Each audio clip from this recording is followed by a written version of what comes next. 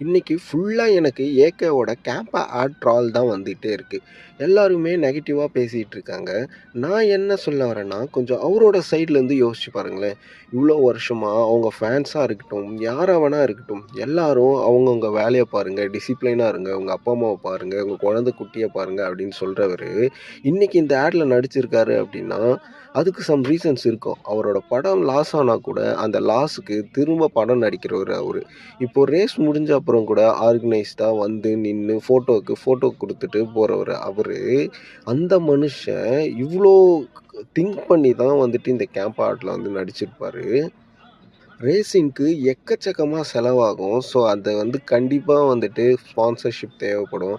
அதுக்காக கூட கண்டிப்பா இருக்கலாம். இல்ல அவர டிபெண்ட் பண்ணி ஏதோ ஒரு சம்திங் ஒரு இம்பார்ட்டன்ட்டான மேட்டருக்கு அந்த மனிய ஸ்பெண்ட் பண்றதுக்காக கூட இருக்கலாம்.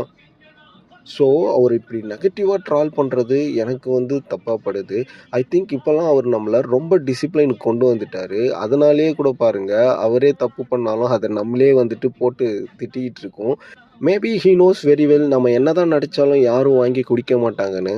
எனக்கு தெரிஞ்சு அவர் படத்துல மட்டும் தான் நாம நல்லா இருக்கணும்னா 4 பேரு இதுவானா கூட தப்பில்ல அப்டின்னு நெனைக்கிற ஆளு. But in real life he is a GeM.